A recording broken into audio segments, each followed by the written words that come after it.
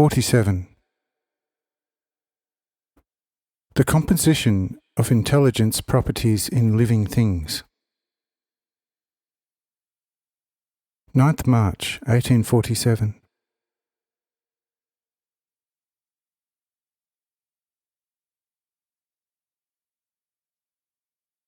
It is sometimes not unnecessary, in order to make what follows all the more vivid and comprehensible, to recall what has already been said. And so we also want to mention something about the different quantity ratios of the property intelligences from the three realms. It has been said above, if in matter or in the metal or mineral kingdom 10 to 20 intelligences occur, then in the plant kingdom they occur 1,000 to 1,000 times 1,000. In the animal kingdom on a higher level, 1,000,000 and 1,000,000 times 1,000,000. But in man, they go into the indefinite. That this is really the case, we want to show more closely by a comparative example.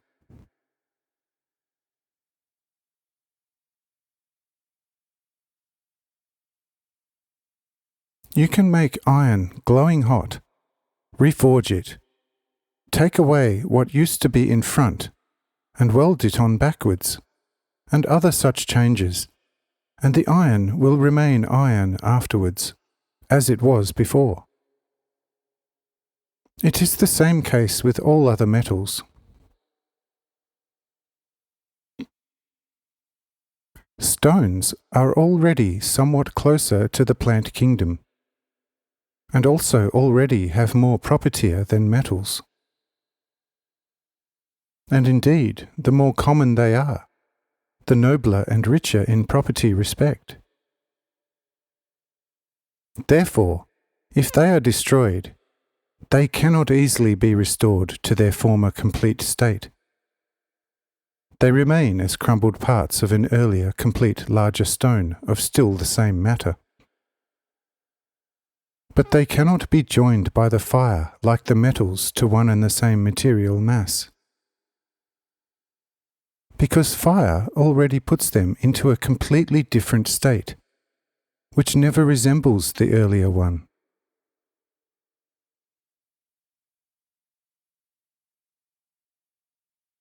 The cause of this phenomenon is the plurality of property intelligences, which must already take hold in a greater order than in the metals. And if this order is disturbed by anything, by which or whereby several intelligences have recommended themselves, then matter no longer remains the same as it was before. Take only one limestone in its raw and then in its burnt state. In its raw state, it may lie in water for 1,000 years, but it will not only not dissolve, but only become firmer, because several propertia unite with it in the water. But throw a burnt limestone into water, and it will dissolve into a completely white mush in a few minutes. The cause of this phenomenon is that a certain number of properties have escaped through the fire, which previously gave the stone density and strength. If water is finally added, then several more properties are released, and the few that remain lose the necessary cohesion and then fall apart as a mush. When the water is removed from the slurry, some of the propertia that have become free return to the slurry and cause it to regain greater strength, which is why it is also used as a binding material in masonry.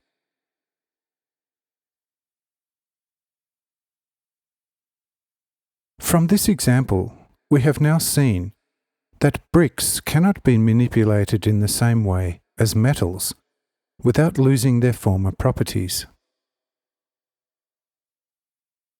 This is even more the case with clay, which, once it has been baked, completely loses its former property. For a well-baked brick never becomes clay, still less a so-called clay slate. But even more than clay, loam is heathy, for a loam cake placed in the fire burns almost as well as peat or hard coal. Only this is understood of pure loam. Loam, however, can still be softened by water and kneaded into various forms, and also remains loam, which is also the case with the clay. But what a completely different case it is already with the most ordinary plant. There is already such a fixed order that it may not be displaced anywhere by an atom without harming the nature of the plant. The reason for this is that in the plant of the simplest kind itself, all the properties must already be present in a well-ordered manner, which are otherwise to be found divided and separated in the whole mineral kingdom.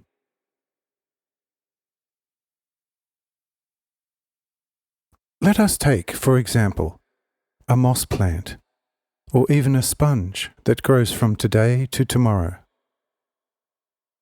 What is in the root cannot form the stem, and even in the root there is already such a firm order that if a propertium which is active in the root at noon would be most active at midnight, would cause such disorder in the plant that it would wither and die. Therefore, gardeners, if they want to move their trees well, should remember exactly the direction under which a small tree with its roots and branches used to stand. For if they reverse this order, the moved tree will either progress with difficulty or not at all. And this because there is a significant difference between the northern and southern properties. Conifers are particularly susceptible to this problem. If they are not properly aligned heavenwards, so they wither. The same is the case with grafts. A graft from a northern branch grafted onto a southern branch of another sapling will always wither, because the propertia are not homogeneous. But from this you can see with what great accuracy the order must be handled with regard to the position of the propertia. For every atomic-size particle of a leaf already has another property, which, although it has the greatest relationship to its neighbour, is nevertheless not completely the same as its neighbour. For if this were not the case, a leaf could never be constructed, and whoever would doubt this should only try to cut out an equally round particle from a leaf, and attach it to an equally large cutout of the same leaf, and he will convince himself that there will never be a connection. Yes, I tell you, there is already such a great order that no human wisdom can ever comprehend it in its fullness. As long as the spirit of man dwells in his mortal shell. And the further out into the extremities of a plant, the more abundant is the number of intelligences, and the more immovable its order, which is just not yet so developed in the branches, especially of young trees. Hence these can also be transplanted or grafted into one another. But if already with the plants such a great order must be handled, so that they become what they are supposed to be, as different institutions of redemption, namely for the freeing of soul intelligences, how great must then be the order where the plant kingdom passes over into the animal kingdom.